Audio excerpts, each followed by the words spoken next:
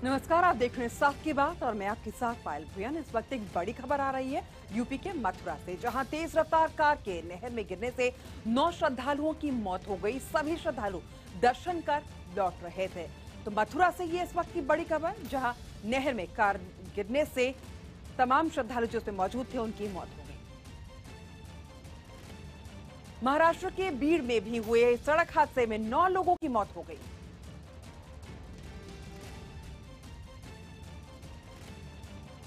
तो ये खबर है महाराष्ट्र के बीड़ में, जहां एक सड़क हादसे में 9 लोगों की मौत हो गई। तस्वीरें हम आपको दिखा रहे हैं, ये देख सकते हैं। वहां महाराष्ट्र के बीड़ से ये तस्वीरें आई हैं, जहां पर एक सड़क दुर्घटना में 9 लोगों की मौत हो गई है। पुलिस मौके पर पहुंच चुकी है।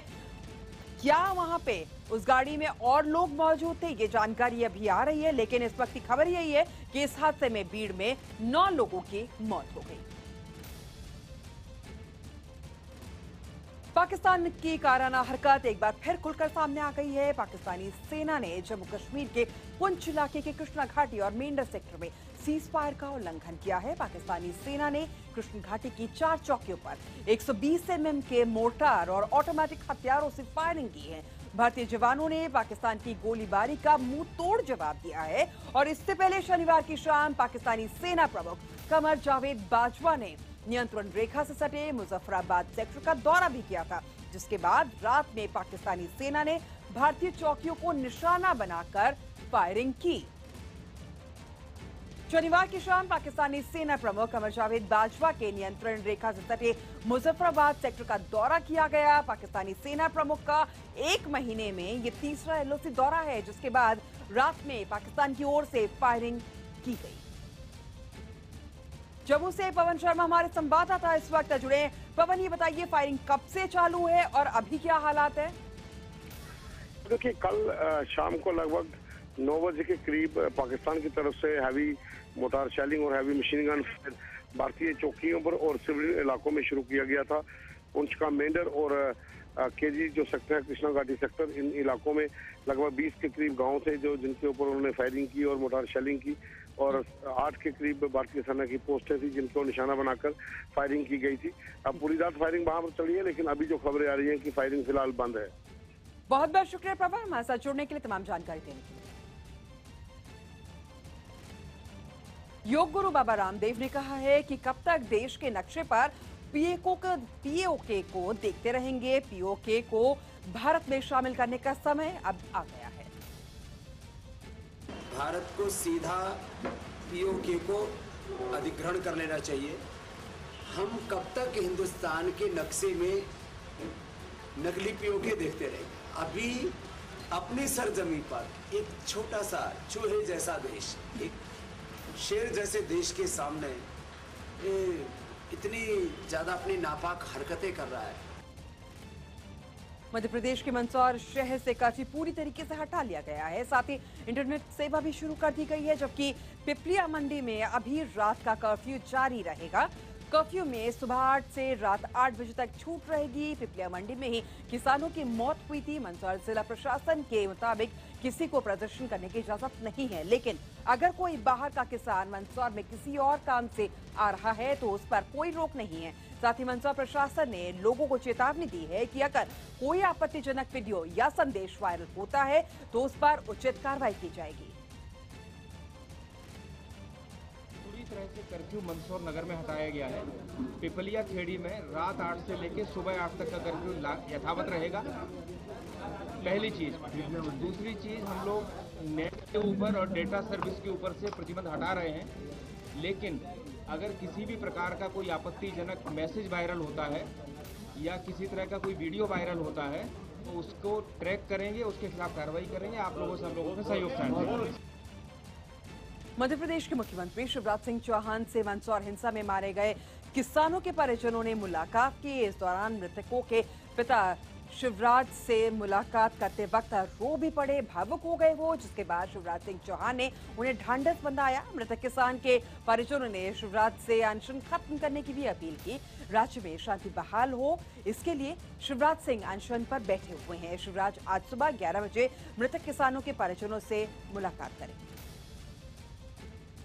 कौन सर, मैं मेरी मर्जी से आया, मेरे दामोद को साथ लेके आया हूँ। बच्चा मेरा ही नहीं था, सरकार का था। उसको मार दो श्रीमान, 2 और है, वो अनपढ़ है, उसका क्या होगा।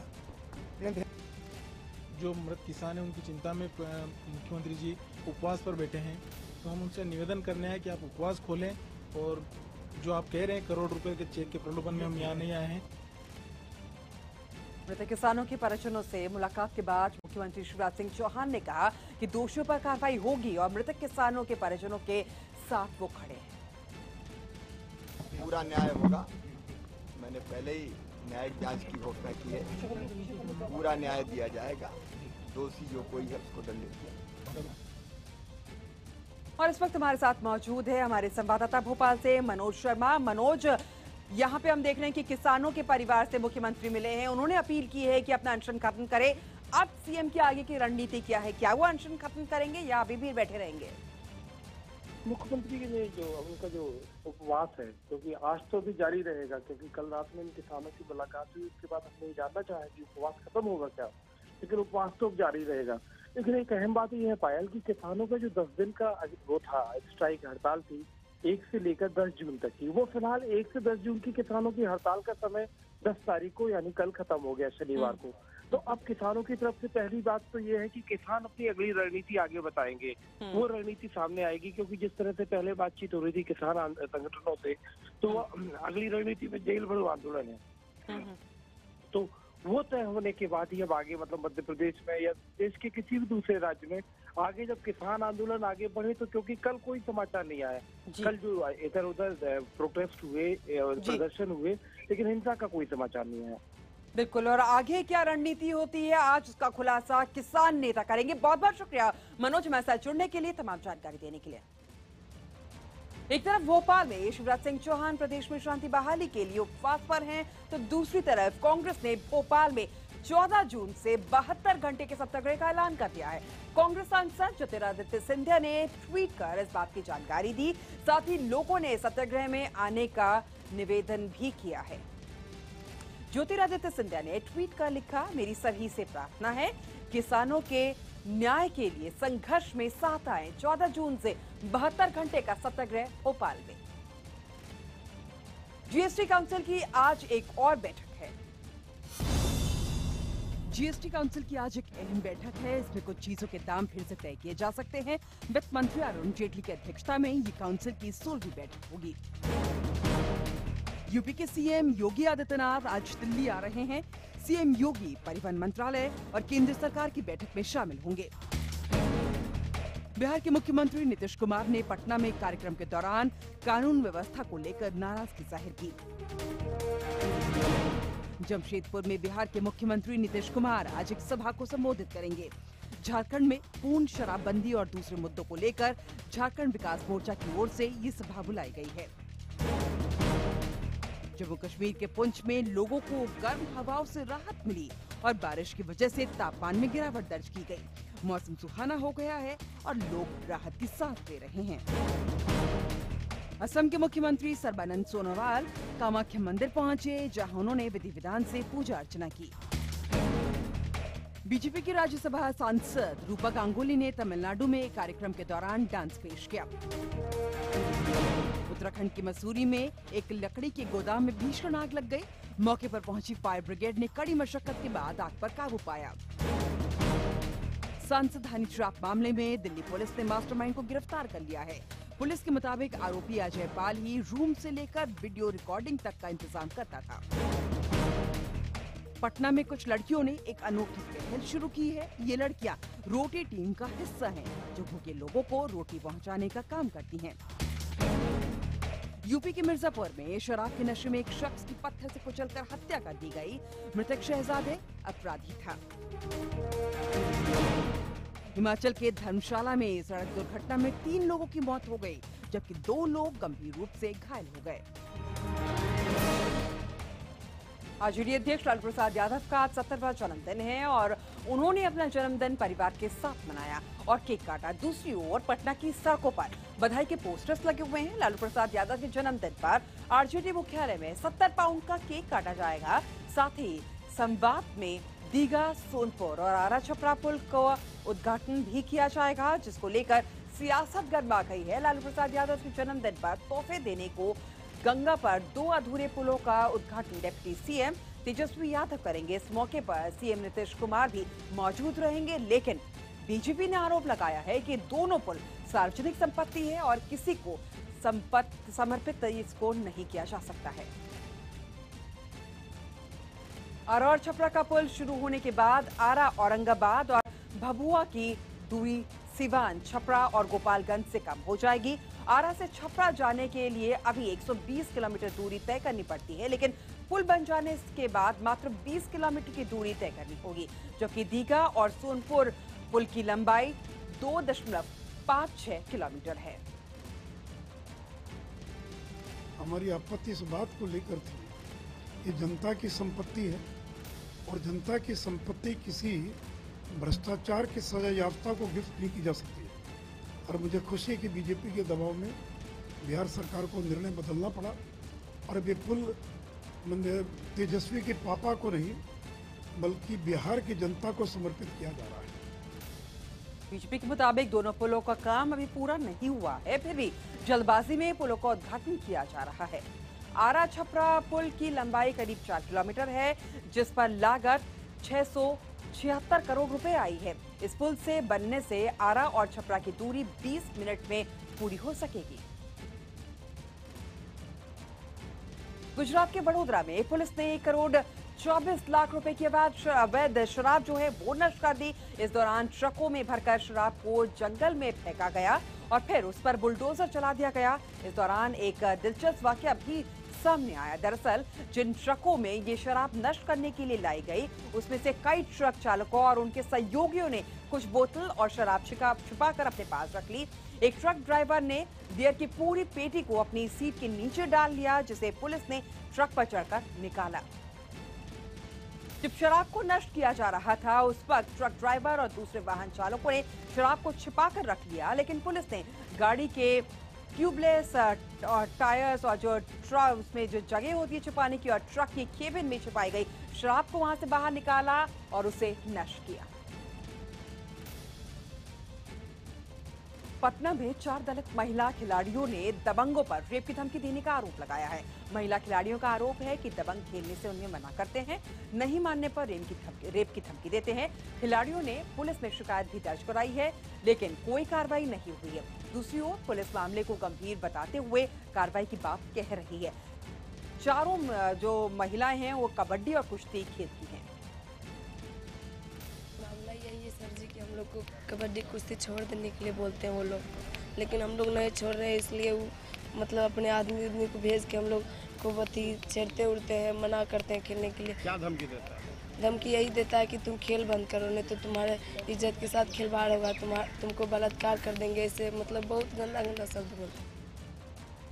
पहले भी शिकायत दर्ज करवाई गई थी और सीरियस मामला पहले इन लोगों ने कॉम्प्रोमाइज़ किया था, पर ये दोबारा मामला आया है। इसमें जैसे कि इनके द्वारा बताया गया है कि कुछ लोग वहाँ के दबंग टाइप के हैं लड़के जो उनको परेशान कर रहे हैं, उसको हम लोगों ने बहुत गंभीरता से लिया है और किसी भी हालत में इसमें कार्रवाई होगी। आगरा में पावर लिफ्टिंग खिलाड़ी ने पड़ोस में रहने वाले दबंगों पर छेड़छाड़ का आरोप लगाया है। पीड़ित खिलाड़ी का आरोप है कि विरोध करने पर उसके छोटे भाई की पिटाई तक कर दी गई, साथ ही लूट का झूठा मुकदमा भी दर्ज कराया गया, जिसके बाद से खिलाड़ी ने प्रैक्टिस करना छोड़ दिया है। महिला खिलाड़ी की शिकायत के बाद पुलिस ने मामला दर्ज कर लिया है, लेकिन पीड़ित खिलाड़ी का आरोप है कि शिकायत के बाद भी पुलिस कोई कार्रवाई नहीं कर रही है।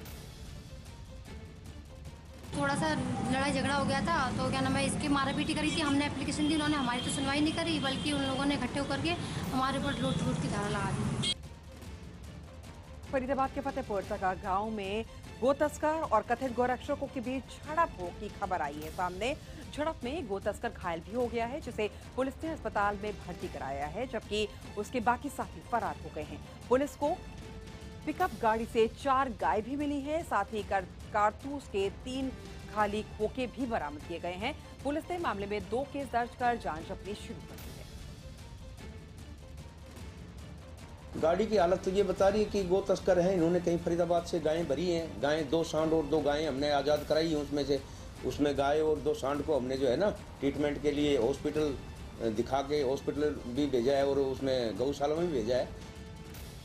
गुजरात कांग्रेस में गुटबाजी की खबरें सामने आ रही है। कांग्रेस के 3 विधायकों राघवजी पटेल, धर्मेंद्र जाडेजा और मेरामन गोरिया पार्टी में गुटबाजी से नाराज है। तीनों विधायकों ने कांग्रेस के गुजरात प्रभारी अशोक गहलोत से भी अपनी नाराजगी व्यक्त की है। सूत्रों के मुताबिक तीनों विधायकों का झुकाव बीजेपी की ओर बताया जा रहा है।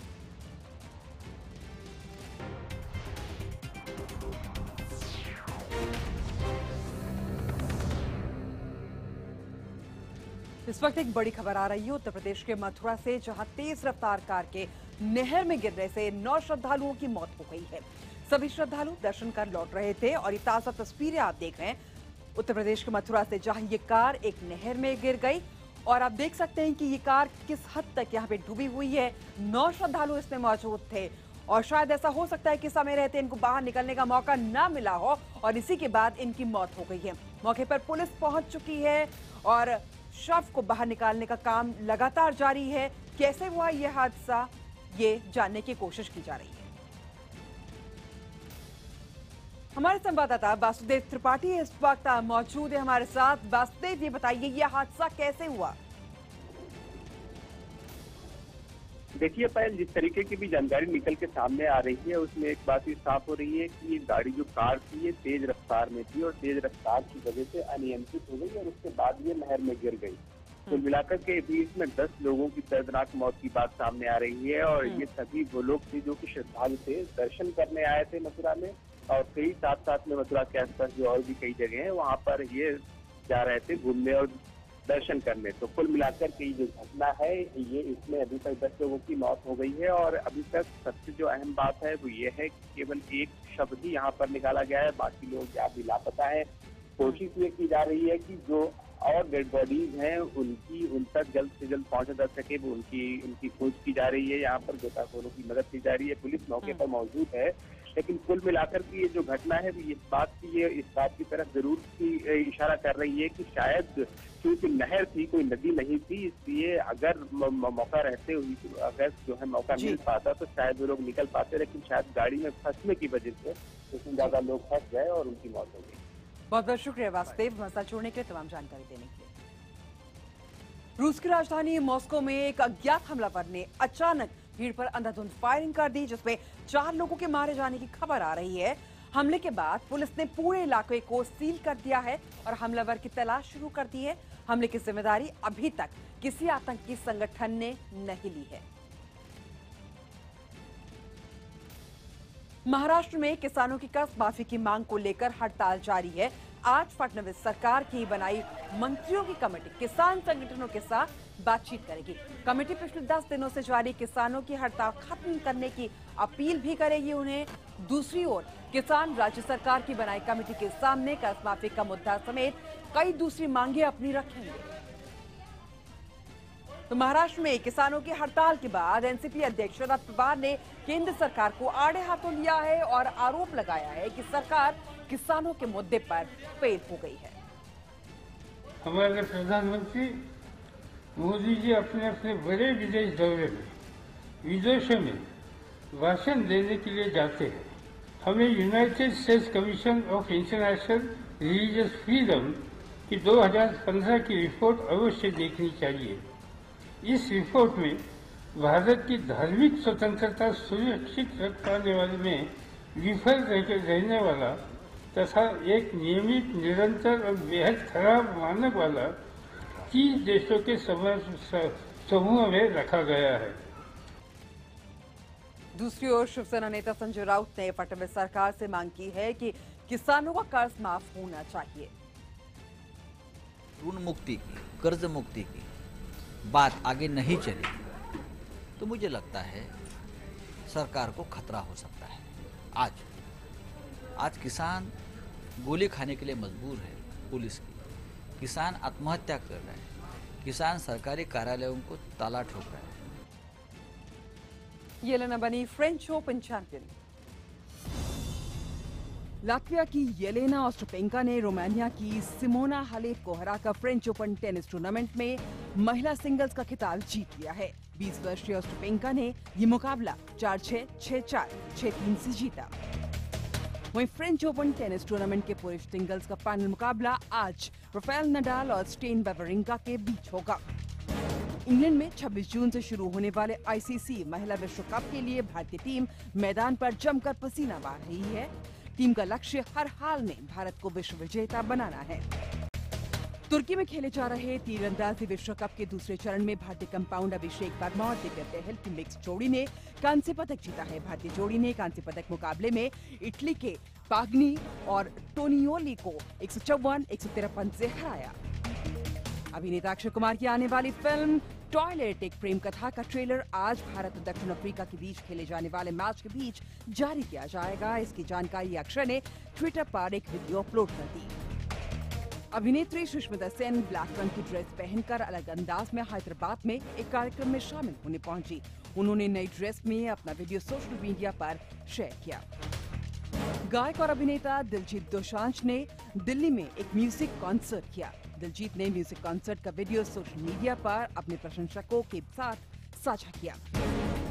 अभिनेता रणबीर कपूर और कटरीना कैफ की आने वाली फिल्म जग्गा जासूस का नया गाना गलती से मिस्टेक यूट्यूब पर धूम मचा रहा है। गाने को लाखों बार देखा जा चुका है। झटका जरा सा महसूस हुआ एक लाइफ की गाड़ी। फिल्म निर्माता मधु भंडारकर को न्यूयॉर्क के यूएन हॉल में भारत गौरव पुरस्कार से सम्मानित किया गया। मधु भंडारकर ने ये सम्मान भारतीय सेना और उनके परिवार वालों को समर्पित कर दिया। आमिर खान जल्द ही अंतरिक्ष पर जाने वाले पहले भारतीय राकेश शर्मा की बायोपिक में नजर आएंगे। उनकी फिल्म का टाइटल ल्यूट रखा गया है। आमिर खान इस फिल्म को को प्रोड्यूस भी करेंगे। प्रभास की आने वाली फिल्म साहो की शूटिंग शुरू हो चुकी है। फिल्म में नील नितिन मुकेश नेगेटिव किरदार में नजर आएंगे। इसकी जानकारी नील नितिन मुकेश ने ट्वीट करके दी। शाहरुख खान और अनुष्का शर्मा की आने वाली फिल्म जब हैरी मेट सेजल का ट्रेलर सलमान खान की फिल्म ट्यूबलाइट के साथ रिलीज किया जाएगा। सैफ अली खान की बेटी सारा अली खान फिल्म निर्देशक अभिषेक शर्मा के साथ उत्तराखंड घूमने पहुंची। यहां उन्होंने मशहूर केदारनाथ मंदिर में माथा टेका। चैंपियंस ट्रॉफी में आज भारत का मुकाबला दक्षिण अफ्रीका से होना है। दोनों टीम्स के लिए ये मुकाबला करो या मरो का है, क्योंकि जीतने वाली टीम ही सेमीफाइनल में पहुंच पाएगी। द ओवल के मैदान पर मैच दोपहर 3 बजे से खेला जाएगा। आखिरी ग्रुप मैच से पहले दोनों ही टीमों के 2-2 मैच हैं में 2-2 अंक भी हैं। भारत ने पहले मैच में पाकिस्तान को हराया था, लेकिन दूसरे मैच में उसे श्रीलंका से शिकस्त झेलनी पड़ी थी। तो वहीं दक्षिणी अफ्रीका ने पहले मैच में श्रीलंका को हराया था, लेकिन दूसरे मैच में उसे पाकिस्तान ने हार का उसको सामना करना पड़ा। हालांकि अगर ग्रुप बी की अंक तालिका को देखें तो सभी टीमों के 2 मैचों के बाद बराबर अंक है, लेकिन नेट रन रेट के आधार पर टीम इंडिया सबसे आगे है। ऐसे में अगर टीम इंडिया आज दक्षिण अफ्रीका को हराती है तो न सिर्फ सेमीफाइनल की टिकट उनकी पक्की हो जाएगी, बल्कि भारतीय टीम के सामने नंबर 1 जगह के साथ ग्रुप को खत्म करने का भी सुनहरा मौका होगा। अगर ऐसा होता है तो भारत का सेमीफाइनल मुकाबला 15 जून को बांग्लादेश से होगा। शॉर्ट फॉर्मेट क्रिकेट आजकल इतना फास्ट पेस हो गया और वही उसकी क्वालिटी है कि कोई भी टीम compete कर सकती है, क्योंकि एक पार्टनरशिप से पूरा मैच चेंज हो जाता है। तो हम लोग अच्छी क्रिकेट खेल रहे हैं और मे बी जो करंट सिचुएशंस होती हैं, अगर उसमें हम 1 या 2 विकेट्स ले लें या कैपिटलाइज कर जाएं अच्छे समय पे, तो हम रिजल्ट अलग हो सकता था लास्ट मैच का। तो हमें ज़्यादा चेंज करने की ज़रूरत नहीं है, आई थिंक। और अगर भारत और दक्षिण अफ्रीका के बीच आंकड़ों की बात करें तो आईसीसी टूर्नामेंट में, जिसमें T20 वर्ल्ड कप भी शामिल है, उसमें दोनों देशों के बीच हुए 12 मुकाबलों में भारत ने 8 में से दक्षिण अफ्रीका को हराया है। इस दौरान पिछले 4 मुकाबलों में भारत ने ये जीत हासिल की है और दक्षिण अफ्रीका को धूल चटाई है। वहीं चैंपियंस ट्रॉफी की बात करें तो हर बार भारत को सफलता हाथ लगी और दक्षिण अफ्रीका के खिलाफ हुए अब तक के 3 मुकाबले भारत ने जीते हैं। लेकिन अगर वनडे में ओवरऑल रिकॉर्ड की बात करें तो 76 मैचों में से भारत ने सिर्फ 28 में जीत हासिल की है। वहीं 45 में दक्षिण अफ्रीका ने बाजी मारी है। 3 मुकाबले बेनतीजा रहे हैं। जसप्रीत बुमराह दक्षिण अफ्रीका के खिलाफ एक भी मैच नहीं खेले हैं। वहीं दक्षिण अफ्रीका के तेज गेंदबाज मॉर्नमार्कल वनडे में शिखर धवन को 4 बार, विराट कोहली और MS धोनी को 3-3 बार शिकार बना चुके हैं। World champion Australia champions trophy से बाहर हो गई है। ग्रुप ए में इंग्लैंड ने आखिरी लीग मैच में ऑस्ट्रेलिया को डकवर्थ लुईस नियम के आधार पर 40 रन से हरा दिया। ऑस्ट्रेलिया ने पहले बल्लेबाजी करते हुए 9 विकेट पर 277 रन बनाए। जवाब में इंग्लैंड की शुरुआत खराब रही, लेकिन 35 रन पर 3 विकेट गिर गए उनके। लेकिन इसके बाद कैप्टन और बने बेन स्टोक्स ने बीच चौथे विकेट के लिए 159 रन की साझेदारी हुई। बारिश के चलते जब खेल खत्म करने का ऐलान किया गया तो उस समय इंग्लैंड का स्कोर 40.2 ओवर में 240 रन था और इसके बाद इंग्लैंड को विजेता घोषित कर दिया गया। इंग्लैंड की टीम ने ग्रुप में सभी मैच जीतकर शीर्ष स्थान हासिल किया और अब वो पहले सेमीफाइनल में 14 जून को मैदान पर उतरेगी। वहीं ऑस्ट्रेलिया की हार के बाद ग्रुप ए से सेमीफाइनल में पहुंचने वाली दूसरी टीम बांग्लादेश हो गई है। दिल्ली के गोविंदपुरी इलाके में बहन और मां से बदसलूकी का विरोध करने पर 4 लोगों ने एक युवक पर चाकू से हमला कर दिया।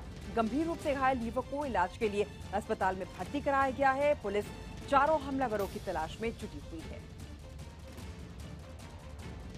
आम लोगों को सुरक्षा और इंसाफ देने का दावा करने वाली दिल्ली पुलिस अपनी पुरानी साख खोती हुई नजर आ रही है। अपराध से निपटने और वारदात को सुलझाने की रफ्तार धीमी हो गई है। बदलते वक्त के साथ अपराधी तेज होते जा रहे हैं और दिल्ली पुलिस सुस्त पड़ती जा रही है।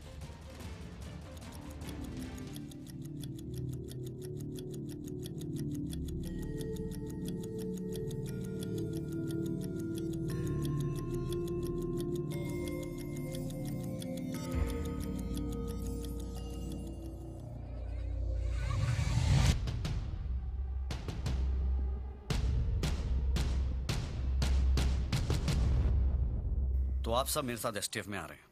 और नहीं तो क्या सर, अब ये तो कुछ करने का वक्त आया है। हम सब लोग आपके साथ हैं, with you for you always. ये तो दिल्ली पुलिस का स्लोगन है। आप जो भी हो यहाँ फिट बैठता है, क्यों तिवारी जी? जी, with you for you always sir. आपके साथ, आपके लिए हमेशा। कभी दिल्ली पुलिस का हर जवान, हर अफसर इस नारे पर गर्व करता था, लेकिन आज ये नारा खोखला होता दिख रहा है। क्राइम ब्रांच ना कुछ ना करे, ढूंढी को ना। माँ पे क्या बीत रही है, मैं सही बताऊं भाई, मैं पागल हो रही हूँ। सारी कहानी मिल रही है सारे, तो घर क्या करेंगे वो आके? सब फोन कर रहे हैं इधर उधर, तो मेरे से तो कुछ पूछा ही नहीं। कुछ नहीं करे दिल्ली पुलिस, सब अपने घर बैठे, कोई मतलब नहीं। कभी देश की सबसे तेज तर्रार मानी जाने वाली दिल्ली पुलिस साल दर साल आपराधिक मामलों को सुलझाने में नाकाम साबित होती जा रही है। ये दावा हमारा नहीं है, बल्कि दिल्ली पुलिस के आंकड़े ही इसकी गवाही दे रहे हैं। दिल्ली पुलिस सिर्फ 25% मामलों को ही सुलझा पा रही है। अपराध के 75% मामलों में दिल्ली पुलिस किसी नतीजे पर नहीं पहुंच पा रही। न्यूज़ 18 इंडिया आपको इन आंकड़ों की तह तक ले जाएगा।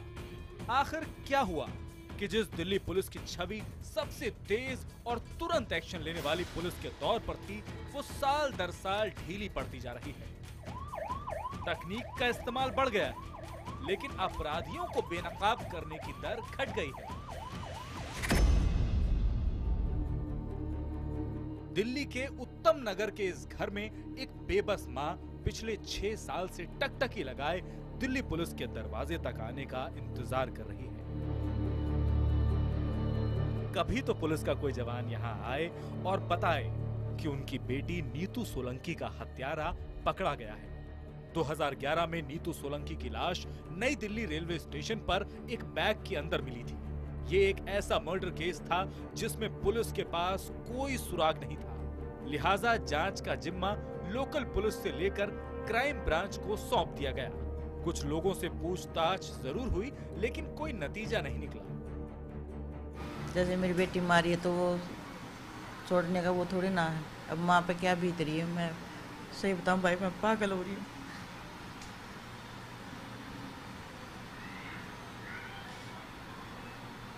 मेरे कुछ याद न रहता, मैं सब कुछ भूल जाऊं।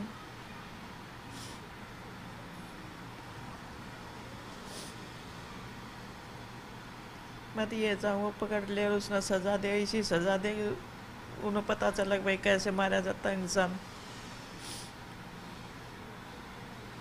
दिल्ली पुलिस कुछ नहीं कर पा रही। कुछ नहीं करी दिल्ली पुलिस, सब अपने घर बैठे, कोई मतलब नहीं, न हमारे से कोई पूछताछ हो रही, न उस कार्रवाई हो रही कुछ। दिल्ली पुलिस से इंसाफ की आस लगाए ऐसे हजारों लोग हैं जो दिन, महीने और साल गिन रहे हैं, लेकिन इंसाफ मिलने की कोई उम्मीद नजर नहीं आ रही। ये उस दिल्ली पुलिस की मौजूदा तस्वीर है जो हर साल 45% से ज्यादा मामलों को सुलझा लेती थी, और यह आंकड़ा स्कॉटलैंड पुलिस की कामयाबी से ज्यादा था। लेकिन आज पुलिस की पुरानी साख पर पट्टा लग रहा है।